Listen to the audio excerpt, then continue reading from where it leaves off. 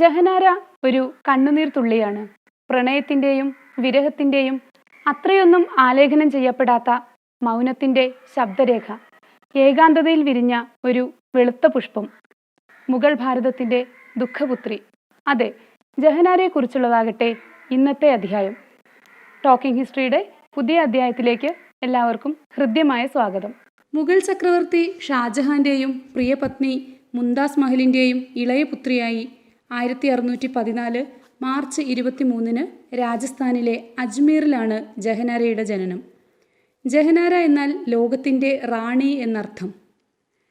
തൻ്റെ മാതാപിതാക്കളോട് സഹോദരങ്ങൾക്കൊന്നുമില്ലാത്ത ഒരു ആത്മബന്ധമുണ്ടായിരുന്നു ജഹനാരയ്ക്ക്. തിരിച്ചും അങ്ങനെ തന്നെ.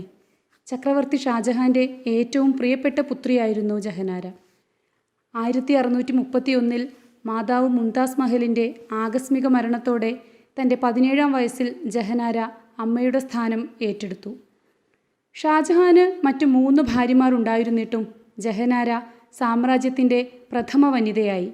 അവൾ ബാദുഷാ ബീഗം എന്നറിയപ്പെട്ടു. തൻ്റെ പ്രിയ പത്നിയുടെ വിയോഗം ഷാജഹാനെ വല്ലാതെ ഉലച്ചു. ഭരണരംഗത്ത് തൻ്റെ പിതാവ് അധീരനായപ്പോഴെല്ലാം ആത്മബലമേകി ജഹനാര കൂടെ നിന്നു.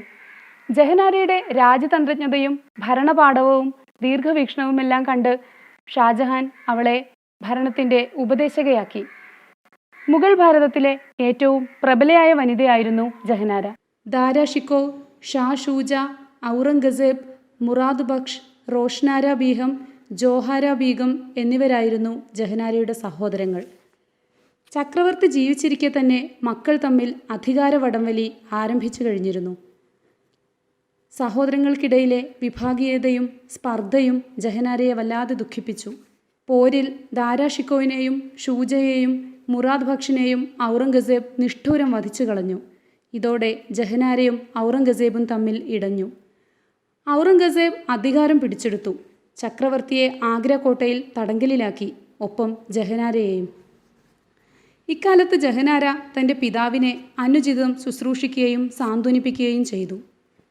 നിർമ്മിതികളുടെ രാജകുമാരൻ എന്നാണല്ലോ ഷാജഹാൻ അറിയപ്പെടുന്നത്. താജ്മഹൽ, ആഗ്ര കോട്ട, ചെങ്കോട്ട, ജുമാ മസ്ജിദ്, മോത്തി മസ്ജിദ് തുടങ്ങി നിരവധി പ്രൗഢഗംഭീരമായ സൗധങ്ങളാണ് ഷാജഹാൻ തൻ്റെ ഭരണകാലത്ത് പണികഴിപ്പിച്ചത്. ഖജനാവിൻ്റെ സിംഹഭാഗവും ചെലവിട്ടതും ഇതിനു വേണ്ടി തന്നെ. എന്നാൽ പുത്രനായ ഔറംഗസേബ് ഏറ്റവും ലളിതവും അനാർഭാടകരവുമായ ജീവിതത്തിൻ്റെ വക്താവായിരുന്നു. തൊപ്പി തുന്നിയും ഖുറാൻ പകർത്തിയെഴുതി വിറ്റുമെല്ലാമാണ് ഔറംഗസേബ് തൻ്റെ ജീവിതത്തിനുള്ള വക കണ്ടെത്തിയത്. ഖജനാവിൽ നിന്ന് ഒരു ചില്ലിക്കാശ് പോലും സ്വകാര്യ ആവശ്യങ്ങൾക്കായി അദ്ദേഹം ഉപയോഗിച്ചിട്ടില്ല. ഇക്കാരണത്താൽ തന്നെയാണ് തൻ്റെ പിതാവിനെ ഔറംഗസേബ് ആഗ്ര കോട്ടയിൽ തടങ്കലിലാക്കിയതും. തൻ്റെ നിർമ്മിതികളിൽ ഷാജഹാന് ഏറെ പ്രിയപ്പെട്ടത് താജ്മഹൽ തന്നെയായിരുന്നു. തൻ്റെ പ്രിയപത്നി മുംതാസിൻ്റെ സ്മാരകം. അത് കണ്ടുകൊണ്ടിരിക്കുന്ന മാത്രയിൽ അദ്ദേഹം അല്പം ആശ്വസിച്ചു. എന്നാൽ ഇതറിഞ്ഞ ഔറംഗസേബ് ആ കാഴ്ചയെയും കൊട്ടിയടച്ച് മറച്ചു കളഞ്ഞു. അതീവ ദുഃഖിതനായ പിതാവിന് അല്പം ആശ്വാസം നൽകുന്നതിനായി ജഹനാര ഒരു പോംവഴി കണ്ടു. യമുനയിൽ പതിക്കുന്ന താജിൻ്റെ പ്രതിബിംബത്തെ ഒരു കൊച്ചുമുത്തിൽ പ്രതിഫലിപ്പിച്ച് പിതാവിന് ദൃശ്യമാക്കി കൊടുത്തു.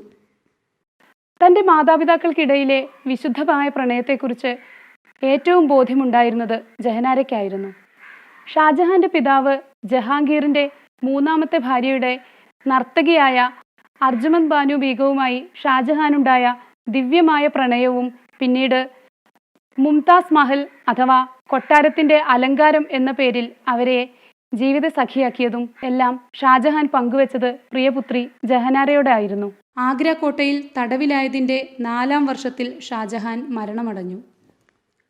ഭാരതം അടക്കിവാണ ആ മഹാചക്രവർത്തിയുടെ ശവസംസ്കാരത്തിൽ വെറും 6 പേർ മാത്രമേ പങ്കെടുത്തുള്ളൂ. പാതിരാത്രി കോട്ടമതിൽ തുരന്ന് യമുനാ നദിയിലൂടെ കൊണ്ടുപോയി അടക്കം ചെയ്യുകയായിരുന്നു എന്ന് ജഹനാര തൻ്റെ ആത്മകഥയിൽ സാക്ഷ്യപ്പെടുത്തുന്നു. പിതാവിൻ്റെ മരണശേഷം പിന്നെയും 14 വർഷം ജഹനാര ആഗ്ര കോട്ടയിലെ തടവുകാരിയായി തുടർന്നു. ഇക്കാലയളവിലാണ് അവൾ തൻ്റെ ആത്മകഥ പേർഷ്യൻ ഭാഷയിൽ എഴുതി തുടങ്ങിയത്. കടുത്ത ദൈവവിശ്വാസിയായിരുന്നു ഔറംഗസേബ്. തൻ്റെ സഹോദരിയോട് തെറ്റുകൾക്ക് മാപ്പിരുന്നു. സഹോദരന് മാപ്പു നൽകിയ ജഹനാര തൻ്റെ ആത്മകഥയുടെ ആദ്യ ഭാഗം നശിപ്പിച്ചു കളഞ്ഞു. അതിൽ ഔറംഗസേബിൻ്റെ ദുഷ്ചെയ്തികളുടെ വിവരണമുള്ളതിനാലാണ് ഇപ്രകാരം ചെയ്തത്. ജഹനാരയുടെ ആത്മകഥ ആദ്യമൊന്നും കണ്ടെടുക്കപ്പെട്ടിരുന്നില്ല. പിന്നീട് ആഗ്രയിലെ ജാസ്മിൻ കൊട്ടാരത്തിൻ്റെ അവശിഷ്ടങ്ങൾക്കിടയിൽ നിന്ന് കണ്ടെടുക്കപ്പെടുകയായിരുന്നു. ഫ്രഞ്ചുകാരിയായ ആൻഡ്രിയ ബൂഡ്സൺ അത് പ്രസിദ്ധീകരിക്കുകയും ചെയ്തു. ഒരു ഘട്ടത്തിൽ തമ്മിലിടഞ്ഞുവെങ്കിലും ജഹനാരയും സഹോദരൻ ഔറംഗസേബും തമ്മിൽ സ്നേഹത്തിൽ തന്നെയായിരുന്നു. 1644 ജഹനാരയുടെ 30-ാം വയസ്സിൽ ഇടനാഴിയിലെ വിളക്കിൽ നിന്ന് വസ്ത്രത്തിൽ തീ പടർന്ന് ജഹനാരയ്ക്ക് ഗുരുതരമായി പൊള്ളലേറ്റു. അന്ന് ഡെക്കാനിലായിരുന്ന ഔറംഗസേബ് സഹോദരിയെ സന്ദർശിക്കാൻ ഡൽഹിയിലെത്തി. ദാര, ഷൂജ, മുറാദ് എന്നിവരുടെ മക്കളും ജഹനാരയോടൊപ്പം ആഗ്ര കോട്ടയിൽ തടങ്കലിലുണ്ടായിരുന്നു. മുഗൾ കണ്ണികൾ അറ്റുപോവാതിരിക്കാൻ ജഹനാര സഹോദരങ്ങളുടെ മക്കളെ തമ്മിൽ വിവാഹം കഴിപ്പിക്കുകയും ചെയ്തു. പ്രണയത്തിൻ്റെയും നഷ്ടത്തിൻ്റെയും രാജകുമാരിയായ ജഹനാര സൂഫി ഭക്തയായിരുന്നു. ലാളിത്യമായിരുന്നു ജഹനാരയുടെ ജീവിതമുദ്ര. ത്യാഗമായിരുന്നു അവളുടെ പാത. തൻ്റെ പ്രാണേശ്വരൻ ദുലേറിൻ്റെ പ്രണയത്തിനു വേണ്ടി പോലും അവൾ പിതാവിനെ വിട്ടുപോയില്ല. ജീവിതാനുഭവങ്ങൾ നീറ്റിയപ്പോഴും ദുലേറിൻ്റെ പ്രണയത്തിൻ്റെ തണുപ്പിലേക്ക് അവൾ പറന്നതേയില്ല. മാംസനിബദ്ധമല്ലാത്ത വിശുദ്ധ പ്രണയത്തിൽ വിശ്വസിച്ച് മരണം വരെ ദുലേറും ജഹനാരയും അവിവാഹിതരായി തുടർന്നു. 1681 സെപ്റ്റംബറിൽ 67-ാം വയസ്സിൽ ജഹനാര വിട പറഞ്ഞു. പുൽപ്പരപ്പല്ലാതെ എൻ്റെ സമാധിക്കുമേൽ മറ്റൊരാവരണവും പാടില്ല. ഈ എളിയവളുടെ മേൽവിരി ഹരിത തൃണമാവട്ടെ എന്ന ജഹനാരയുടെ അഭിലാഷത്തെ അന്വർത്ഥമാക്കി ദില്ലി നിസാമുദ്ദീൻ ബസ്തിയിലെ ഹസ്രത്ത് നിസാമുദ്ദീൻ ഔലിയയുടെ ഖബറിനോട് ചേർന്ന് ജഹനാരയ്ക്ക് ലളിതമായ അന്ത്യവിശ്രമമൊരുക്കി.